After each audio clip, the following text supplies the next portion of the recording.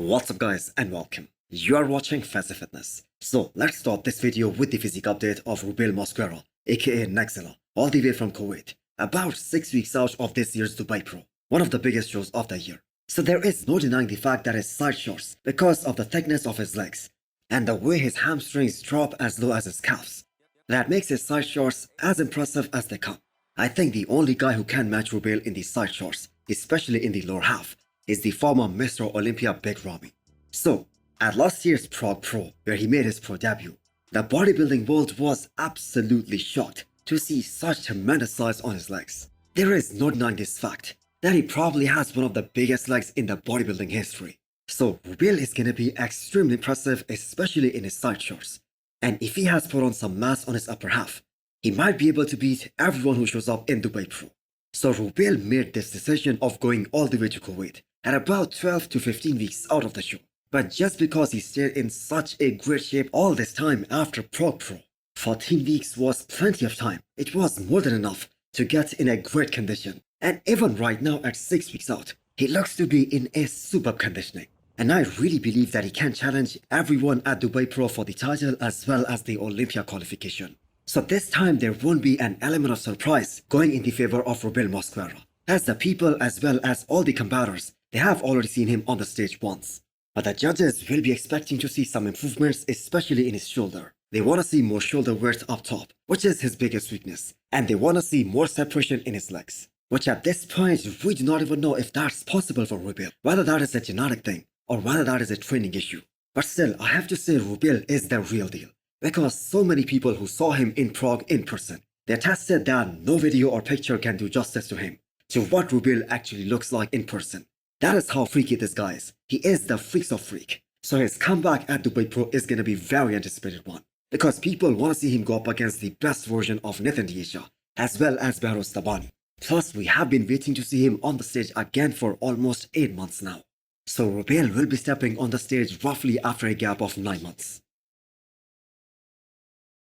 So talking about Dubai Pro, the next physique update is from Nathan Asha, who is also in Kuwait right now. So we do not know the reason on why Nathan isn't doing this upcoming Emperor Classic Spain, because the show is happening in about 8 days time, and he is already there, and he can easily be ready for that show, especially judging by his current condition. So Nathan is doing Italy Pro, which is a week after Spain, and that is the good thing, that we do not have to wait much longer to see Nathan finally step back on the stage, because he is another guy who is stepping back on the stage after almost 8 months. So he is gonna be the real veteran here in Italy as well as Dubai Pro, because Nathan made his Olympia debut back in 2016. Now, as a bodybuilding fan, I so wish that all these unfortunate incidents that did not happen with Nathan for almost 5 years now, because it is truly unbelievable that a talent like him hasn't stepped on the Olympia stage for 5 straight years now. And the sad thing is he was qualified for 4 of those. So I believe that Nathan is a top 10 Olympian no matter how deep the lineup is, especially if he shows up at his all-time best. And we saw his brilliance at Italy Pro last year, when he was truly on. I mean, Regan Grimes placed 9th at last year's Mr. Olympia, and Nathan was able to beat him in Italy. And even though he lost the title at Europa Pro Spain, but still, majority of the bodybuilding community had him winning that show. So he is most probably gonna be a lot better this time, because Nathan dedicated a good long off-season in order to make some improvements. And we did just saw that he had lines in his hamstrings, and we have never seen that on him before. So Behrouz Tabani was able to beat him very convincingly at Romania Pro last year. And that is a rematch I believe that's worth waiting for. And that is gonna happen in Italy, as Behrouz is already in for Italy Pro. Plus the fact that Nathan wasn't at his all-time best at Romania. I think this matchup is gonna be a very exciting one. Next up we have an update from James Hollingshead. And I have to say, pretty impressive for a guy who is running minimum amount of gear right now to clean out his system, to give his body some rest, to detox. So not only is that a great off-season condition, but his ability to hold on to all that muscle tissue, that is just exceptional. And from what we saw from him at the Arnold Classic in Columbus, which was arguably James's best package ever, he can shock a lot of people if that was only 85% of his true condition. And those were the words of James Hollingshead himself, that what we saw from him at the Arnold, that was only 85% of his true potential. But all that being said, I have to say he has some very big weaknesses. For instance, the shoulders need more mass to showcase more shoulder-to-shoulder width, to appear more wider on the stage. So James has narrow clavicles, and that is one of the biggest weaknesses holding him back. And that is exactly why James isn't the most muscular guy. And at the same time, he isn't the most aesthetic guy either. So he has to bring that granite, rock hard-like conditioning if he wants to knock off some big names. So good news is that James has been working with Stefan all this time, post Arnold Classic UK. And he is 100% on board with Stefan, calling all the shots. Because with Milos, he wasn't following everything on the plan. He was implementing refeeds based on how he was looking and based on his instincts. So this time he is fully on board with Stefan.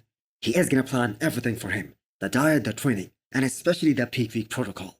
So the question is, will James compete this year one more time? I think he will, if he is fully healed from that knee injury. I think he might do some of the shows close to Mr. Olympia this year. Next up, we have an update from Classic Physique. Logan Franklin is looking so complete, as well as very aesthetic today. So as of right now, I'm not really sure if Logan is still trying to compete once before this year's Mr. Olympia. Because before he started working with Patrick, that was the plan. But he hasn't been speaking about that in any of his recent posts. So he is already qualified for this year's Mr. Olympia. And just because he won a show so early during the season, that allowed him to utilize this offseason to the max and make the maximum amount of improvements. So Logan fits every criteria that makes him classic. But I have to say, at the top level, you don't just need top tier conditioning. You need top tier aesthetics. You need top tier density. And you should have no missing body parts. Because that is what it takes to be top 6 in the world. So last year was kinda disappointing for Logan. He placed 3rd in Texas Pro, losing to guys like Jahan Park and Robert Timms, which was something he wasn't expecting.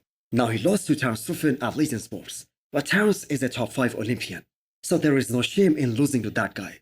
So for those of you guys who do not know, Logan hasn't been on the Olympia stage since 2020. So his addition to Classic Physique lineup, that is gonna be a very exciting one.